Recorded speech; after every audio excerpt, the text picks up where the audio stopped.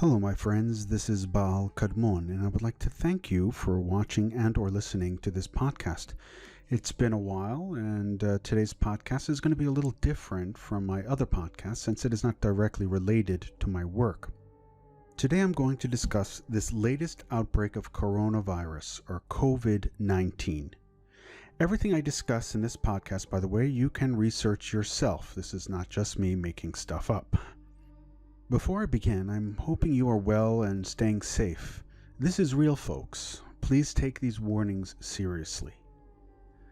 As I do in my books and courses, I like to start with the basics. So please do not think I'm insulting your intelligence. I always write as if the person reading has no background at all, and then I get deeper as I go.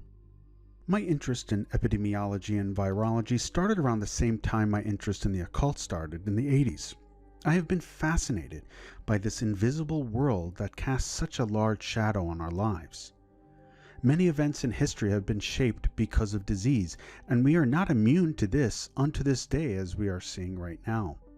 Let me start with the basics. I'm going to discuss what a virus is and the two main types. A virus is a genetic piece of material that is truly exploitative and parasitic in nature.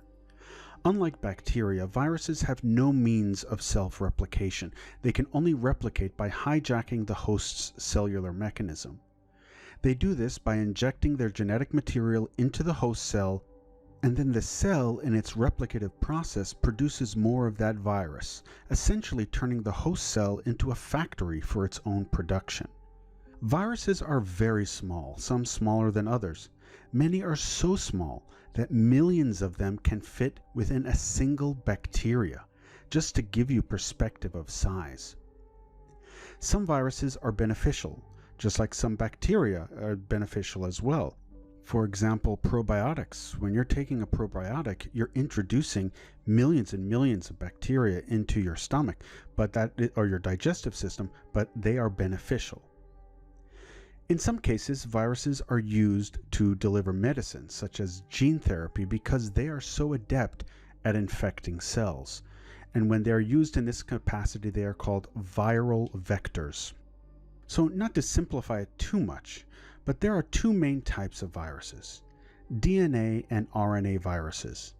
This means that they use different means of production, often called translation or transcription. DNA viruses use their own DNA and inject it into the host DNA, and with the help of an RNA intermediate, helps along the production process. Since normal cellular transcription is DNA to RNA, there is embedded in the process a kind of error checking. This makes DNA viruses a little bit more stable, for lack of a better word, with fewer mutations, and is therefore why vaccines often work against them. Some notable DNA viruses are smallpox, chickenpox, and HPV, to name a few. RNA viruses are another beast altogether. There are several types of RNA viruses. Viruses such as HIV are called retroviruses, and coronavirus falls under a classification of ribovirus. Both are RNA viruses. However, retroviruses and riboviruses differ in the way they transcribe. For HIV, which is a retrovirus, it injects its viral RNA into the cell and converts the viral RNA into a strand of DNA in a process called reverse transcription. It is called this since its transcription process is reverse to the normal DNA to RNA. In this case, it's RNA to DNA. So once this DNA strand is created, it integrates into the host's DNA and creates more virus particles that burst out of the cell and go on to infect other cells, and the process happens within all those infected cells. So imagine millions and millions and millions of cells. For viruses like coronavirus, a ribovirus, the process is a bit different. When the coronavirus enters the host cell, its RNA genetic material gets released and it binds to the host cell's ribosome. The ribosome is a mechanism found within all living cells that functions as the hub for protein synthesis, which, by the way, is another name for translation or transcription. It is at this point that the translation or transcription process begins. So as you can see, it is different from the retrovirus. There is some speculation that perhaps HIV and retroviruses in general aren't true RNA viruses since they still use DNA correlates. I will leave that to the scientists to figure out. In either case, when viruses use reverse transcription from RNA to DNA, unlike the DNA transcription, it does not have an error checking mechanism, and therefore mutations are very high. It is also the reason why it's so hard to create vaccines for them. So notable RNA viruses are HIV, Ebola, rabies, and of course coronavirus, to name a few. Again, this was a quick explanation. The process is very complex. Whole textbooks are dedicated to this topic, but for our purposes this should suffice. Let's talk about coronavirus. Why is it called corona? This is due mostly to its shape. In Spanish, corona means crown. The virus is covered in these crown-like spikes, and therefore it is called corona. Corona is not new. People are talking about it as if this is some type of new thing, but it is not. The virus was first identified in the 1960s. It is for this reason products like Lysol state explicitly that it kills human coronavirus on its labels, and it has been on those labels for years. It's because it's been around for a while. We know this outbreak as COVID-19, but its real name is SARS-CoV-2. Yes, this is actually a form of SARS, as is MERV-CoV, or the Middle East Respiratory Syndrome coronavirus that infected people who were exposed to camels in the Middle East between 2012 and 2013, and that was an epidemic. This disease has an affinity for the respiratory system and can be found in animals and humans. This is why it is not surprising that some say this current pandemic is zoonotic in nature or came from animals. It probably is, maybe from a bat or a snake. We don't know for sure. There's another theory that it escaped a lab. I will address that in a moment. Now I'd like to address some misinformation out there. People are alarmed that military personnel are starting to show up throughout the country. First of all, this is not unusual at all. They are meant to be auxiliary forces to the local government in the distribution of aid and to keep the peace. It is not some cover-up. Every tragedy, and even when MERS-CoV, or the Middle East Respiratory Syndrome, came around, there were military people on the streets. Here's a video from 2013 when MERS-CoV hit the scene. It's taking place in New York City.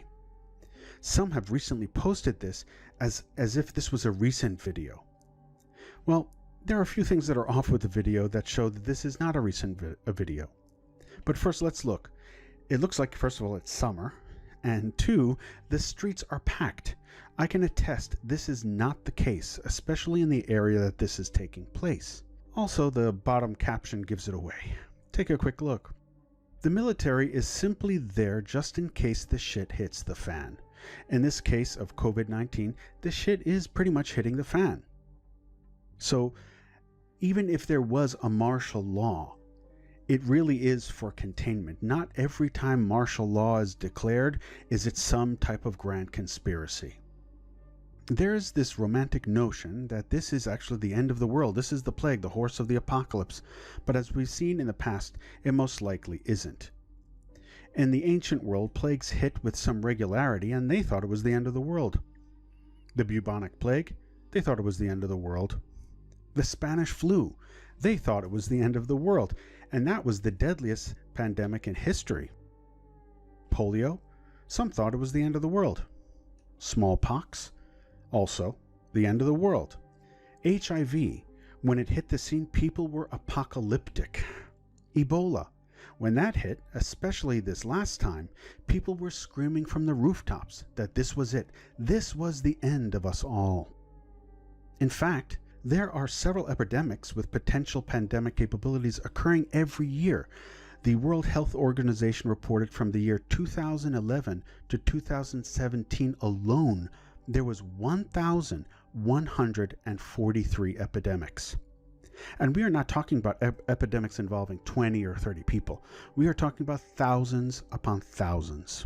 But we do not know about this because the media doesn't cover it, at least not global media. That is, until it affects us. In general, prophecy has been claimed for millennia about the end of days. If you are interested in this topic about sort of the end of days and the history of how the idea evolved, I highly recommend the book History of the End of the World: How the Most Controversial Book in the Bible Changed the Course of Western Civilization by Jonathan Kirsch. I also recommend many of his other books as well.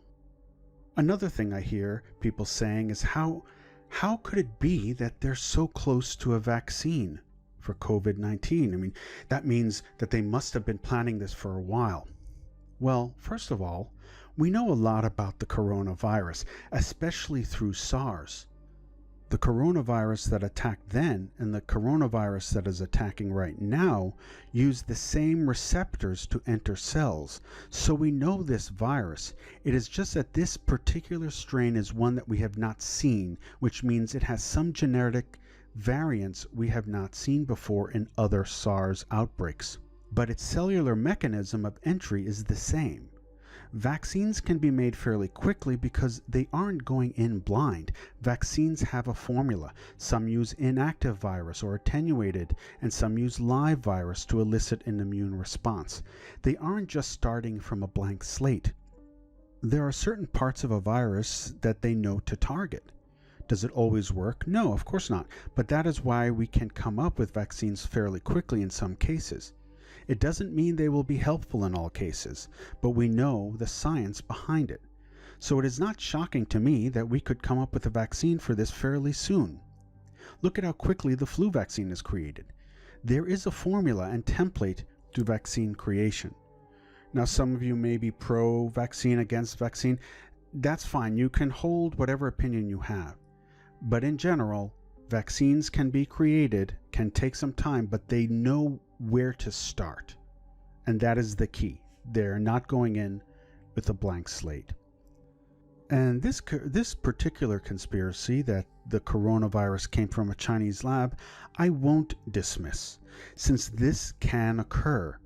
Here are a few notable examples. In 1977, there was an H1N1 human influenza pandemic. The virus was mishandled in a lab and it spread globally, and the rate of infection was up to 70%. It was mild, so it didn't cause much devastation. 1963 to 1978, smallpox escaped 2 different laboratories in Great Britain. 80 people died in that viral leak. 1995, Venezuelan equine encephalitis. 10,000 people in Venezuela and as many as 75,000 people in Colombia got sick from this disease that escaped a lab. Several hundred died. SARS 2003, coronavirus. Many of you will remember this one, also in the news because it was spreading all over the place. It caused about 8,000 infections and killed nearly 10% of those infected. Since that epidemic, there have been 6 leaks of SARS, 4 in China, 1 in Taiwan, and 1 in Singapore. 2007, foot and mouth disease in the UK. In 2007, the virus escaped a lab and 278 animals became infected. It disrupted the food chain and cost the UK nearly £200 million. There are quite a few more examples out here. We even had a close call in the late 80s in Reston, Virginia, when Ebola leaked from a level 4 lab. Thank the good gods above, the Reston strain caused only mild sort of cold-like symptoms. But to the monkeys that carried it, it was a slate wiper. Not a single monkey survived. Shit happens in this world, and just because we personally haven't gone through this before doesn't make things a conspiracy. It is simply outside our personal experience. Am I saying all conspiracy theories are wrong? No, absolutely not. As I said, the idea of this leaking from a Chinese lab is a plausible one, and even so, we will never know for sure, or maybe we will one day. Here's an example of what would be considered a conspiracy theory that I actually believe in. Well, for starts, I do not believe HIV was invented on purpose, but I think that it was introduced into the population by mistake. I think in the growing of certain vaccines, they used African green monkeys. They did not know that the African green monkey was carrying something called SIV, or simian immune deficiency virus, which is a correlate to HIV. So when they produced these vaccines, they were spreading HIV correlates or SIV correlates to all these people and not knowing that they did so. So I can totally see this happening. And to prove that HIV is naturally occurring, there's some evidence from the 1800s of a person who traveled to Africa and came back and became very ill. Turned out the specimens that they saved and re-examined later on showed particles of HIV-1. So we're talking about from the late 1800s. So it is naturally occurring. This is not something that just was invented in a lab. We have another example. In this example, also a monkey virus jumped from a monkey to humans through polio vaccine production. Millions were exposed. The virus is known as SV40. Many years later, it was discovered that some cancers in humans contained SV40. This, to me, is what I think happened with HIV as well. It just simply jumped from monkey to human, but through the vaccination process. If you want to learn more about this, you can get this great book called The Virus and the Vaccine. Could COVID-19 be a cover-up? Maybe, but we just can't know, and to rack our brains with endless speculation is counterproductive. All we can do is be prepared and stay safe. The truth has a tendency to rise to the top. Now let me get into the infectivity and death rates of corona. This cannot be compared to the flu. Many people are doing that, but it cannot be. On March 12th, The Lancet, a peer-reviewed medical journal, one of the oldest and most prestigious of its kind, discussed the true mortality of this corona outbreak. The link is in the description box below, but I will summarize here and quote directly from it. Please note that the numbers quoted here are from March 1st. These numbers have since increased. As of March 1st, 2020, about 79,968 people were infected in China and 7,169 outside of China. Chinese death total 2,873. This is an equivalent to a mortality rate of 3.6%, while 104 deaths outside of China, or 1.5%. Again, these numbers are much higher now. The Lancet states, and I quote, "However, these mortality rate estimates are based on the number of deaths relative to the number of confirmed cases of infection, which is not representative of the actual death rate. Patients who die on any given day were infected much earlier, and thus the denominator of the mortality rate should be the total number of patients infected the same time as those who died. Notably, the full denominator remains unknown because asymptomatic cases or patients with very mild symptoms might not be tested and will not be identified. Such cases therefore cannot be included in the estimation of actual mortality rates, since actual estimates pertain to clinically apparent COVID-19 cases. The maximum incubation period is assumed to be 14 days, whereas the median time from the onset of symptoms to intensive care unit admission is around 10 days. Recently, the World Health Organization reported that the time between symptom onset and death ranged from about 2 weeks to 8 weeks. The Lancet further concludes, "We are estimating mortality rates by dividing the number of deaths on a given date by the number of patients with confirmed COVID-19 infections 14 days before. On this basis, using World Health Organization on the cumulative number of deaths to March 1st, 2020, mortality rates would be 5.6% for China and 15.2% outside of China. Estimates will increase if a longer delay between onset of illness and death is considered. A recent time delay adjusted estimation indicates that mortality rate of COVID-19 could be as high as 20% in Wuhan, the epicenter of the outbreak. These findings show that the current figures might underestimate the potential threat of COVID-19 in symptomatic patients." That is a pretty sobering assessment. Now, you know what? Let us compare this with the flu mortality. In the US alone, per the CDC, between 2017 and 2018, up to 45 million people get the flu with 61,000 deaths. That is less than 1%. It is, to be exact, 0.0013%, a very small number. Compare that to the lowest estimate for corona, and you will see corona dwarfs flu deaths by a substantial amount so far. We still are in the midst of this pandemic. Again, we do not have enough data for this coronavirus outbreak, but as of right now, the evidence suggests that this is far more lethal than the flu. Much of that is also because we have already developed immunity over time to various flu strains. We have no immunity to corona though, at least not right now. Now, in regard to the new cases we are seeing every day, are these necessarily new cases, or are we just finding out about them? It makes sense that the more people you test, the more positives you're going to find. It doesn't mean they are new cases, but rather cases that have been identified. I'm not saying that new cases aren't occurring, but these numbers are reflecting those that have been tested. In the end, look, we live in a germ-infested world. They have been warning about this for decades that this would happen. Yes, this current outbreak is an extreme situation, but if one looks back within epidemiological history, this was something that was going to happen.